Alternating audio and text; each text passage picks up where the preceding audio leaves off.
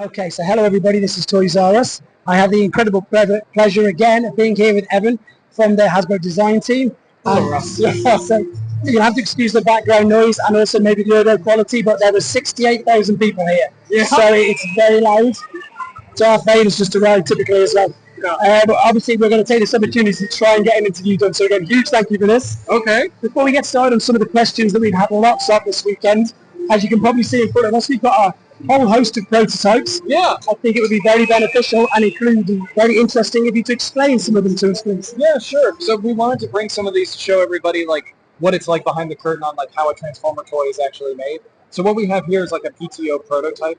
So this is a gray model prototype that is 3D printed and then cast and in resin, and then it is spray painted in like a matte gray just so that we can kind of see all the details. And we use this to kind of figure out like all the joints, all the tolerances, adding tabs where they need to be tabs, things like that. And then from that, we then get to our EP1. And usually an EP1 is just shot in like random colors. So we have Ice Attack Optimus Primal right here. We have Ape Link with his flesh-colored arms. And then we have the much beloved purple swoop that everybody is like, please make this canon. Yes. I think we had so many comments about like we were a bit cheeky yesterday, so excuse the noise again. We obviously put this up. We didn't put it as a reveal or anything because obviously it's not. We just put it up and left it blank for people's opinions.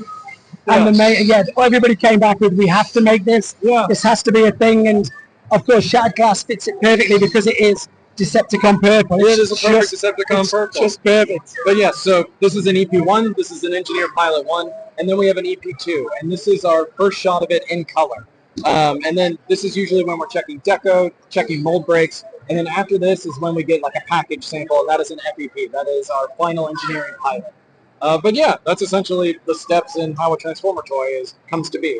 And that's brilliant. It's so obviously good of you to bring it here for everybody else to see. Yeah. And obviously to explain to people as well at home. Yeah. So a few of the other questions that we've had, some of them are regarding the reveals and a few other things. Okay. So obviously Mandalorian was revealed a couple of weeks ago, I think now. Yep. That seems to have gone down incredibly well. Yeah, and people have been pretty stoked about that. Very, very stoked. And obviously before, there was, of course, an entire line of Transformers Star Wars figures way back in the noughties. Yes, there was. Obviously with Hasbro's really good relationship with Disney. Yeah. And I know you can't give me any names or anything, but I'm pretty sure in saying that there's probably fans can look out for perhaps more crossovers regarding Star Wars and all of their many franchises. I think it's definitely possible because one, it's a great franchise that has many vehicles and many characters, and yeah, as you said, we have a pretty good relationship with that team, with that company, so I think it's probably possible in the future there'll be a few more. Which I think means that you're going to be making fans from two fandoms and two franchises very pleased with as well. Here's hoping. Okay, so onto the reveals yesterday. The Bumblebee again, thank you for the privilege of having a look at that. Yeah, of course. Obviously, it looks like you've, I'm not going to say fixed, but of course you've made the wings on the back of the figure much bigger. Yeah. And obviously you've improved it. So this obviously and typically was an improvement on Studio Series 18, which was the only figure, the only Bumblebee that I actually forgot. I also forgot him, so don't be too hard on yourself. We totally got the one that people wanted to see a comparison with. However, obviously with the wing, with the doors being much better. Yeah. And obviously, as you said, and I said in the video, that it's an improvement because it's based on how he appeared in the movie, rather than the CAD that you guys got. Yep. So could this be a reoccurrence? Maybe we could get some more Studio Series figures like Lockdown and things like that. That's the most common one that people are asking for. Yes, I definitely think that's possible, and I definitely think people can look forward to that, especially with like movie anniversaries that are coming up. I think we're definitely going to look into doing I almost call them like EX releases, like just sort of improved versions of ones that are like how the actual CAD and how they actually appeared in the movie. Things like that. I think it can be expected. Yeah. It's no different to the Masterpiece. You know, we get MP10 and MP44 and all that. Yeah, that's a good way to put it. It just, again, if it just improves and it gets what people want, then it's perfect. Yeah. Obviously, again, related to what we're doing now, and again, replying to questions, it is really obvious, and I hope the fans can see that you are genuinely, again, with BMAC and his Mark with his Instagram posts, you're listening to people what they want. So obviously you've reissued Cosmos, Galaxy Shuttle, etc., and obviously Rise of the Beast Optimus Prime. Yeah. Which again, I've had to remind yourselves that we don't have Targets or Walmart in the UK. So that was pretty eye-opening being over here. Yeah. Yeah, so it's huge. So obviously with some of the other figures, and I think the other one that surprised you, like Studio Series Magnus, is really rare in the UK. Okay. So perhaps reissues of that and like Buzzworthy Cliff Jumper, all of the ones that were really difficult to get hold of in the UK. I definitely think that everybody can look forward to seeing more reissues, especially for those more difficult to find figures. I think that's definitely a given. Yeah, and we are definitely listening to you all. That's good. So I asked, funny enough, in the last interview with you and Mark about the comic figures that you've been doing. Yeah. In my opinion, and maybe you can confirm it, I'm not too sure, that seems to have been the most popular sort of, as you call them, subgroups. I'm not too sure. We've had Velocitron, we've had Wreckers. Yeah. I definitely think that seems to be, and everybody's been talking to us about them. And I know that I perhaps used the wrong terminology last time, saying it served their purpose. But I genuinely think, as you say, with the fact that, and again, you've been here with me, the amount of people who want these comic to continue, and of course there's the possibility of Soundwave and many, many others. Yes. Is it a thing that perhaps potentially could happen? Oh, definitely. And first off, those packs were definitely geared for here in the UK, digging especially into the UK comic books and things like that. Yep. But I know that Grimlock and the Straxus did very well, and I'm pretty sure Hasbro would never turn down an easy redeco in the future. I'm sure not. Yeah, more often than not, you can probably expect more comic redecos of characters in the future. Okay, that's good. Yeah. So another thing that people have noticed, and I didn't even really notice it so much, people were saying that obviously Legacy United is pretty much gimmick free. Yeah. So that's perhaps a benefit for the designers not having to work something into it. But is this maybe not a path that you're looking down to? I mean, for example, projectiles and firing missiles seems to have been completely eradicated, even with the Generation 1 Optimus Prime with the new trailer.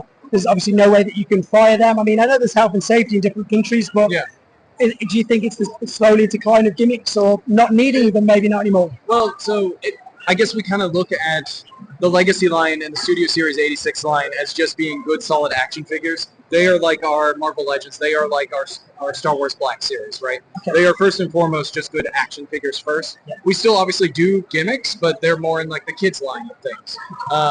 So I don't, and it's weird because at the same time, we kind of talked about this, how Titan Masters, Headmasters, that's a gimmick, right? Combiner Wars, combining is a gimmick. Yeah. So gimmicks that are Transformers adjacent will always be there for sure, but I think first and foremost, we're just trying to make them good action figures first. Like you say, Titan Masters combine gimmicks are necessities, because you can't have legless Bruticus. Exactly. Headless Scott. So they're obviously a gimmick. The other thing as well is, we've obviously been very lucky to have, you've got, I did a bit of pan over quickly, Omega Prime in the cupboard in his fully combined form. Now again, a lot of people said to me, and probably to yourself, that the initial outlay, the cost was too much up front. Yeah. So I asked you again in the interview, I think with Mark back in the summer, that the old Transformer Collectors Club used to do a subscription service, which is where you could obviously pay for things, and obviously you're not going to give them out before they come out, but it could be something to look into for, exactly that, being able to reserve a figure or waive the figures, just to know, to know that you can afford it, and B, to also, I suppose, borderline reserve. So if you're going in backing something, or a wave of combiners, for example, you're going to get them all. Is a subscription plan or something like that on the horizon? I definitely think we're looking into things like that, especially for the HasLabs in general. We know that those are big ticket, big price point items, and it's a lot to ask all at once. So I think payment plans are something that we keep discussing. However, that's not my department. Obviously, I'm just in design. But I can tell you those conversations are happening, and it is something that we're looking into.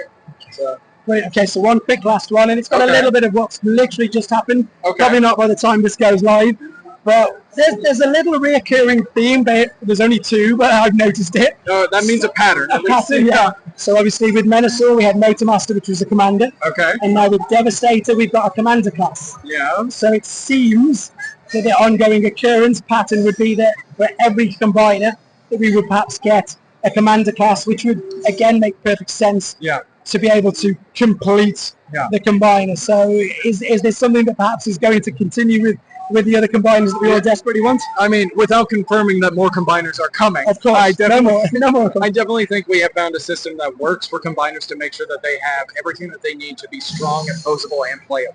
So I think if we continue forward with them, that's what we're going to keep doing.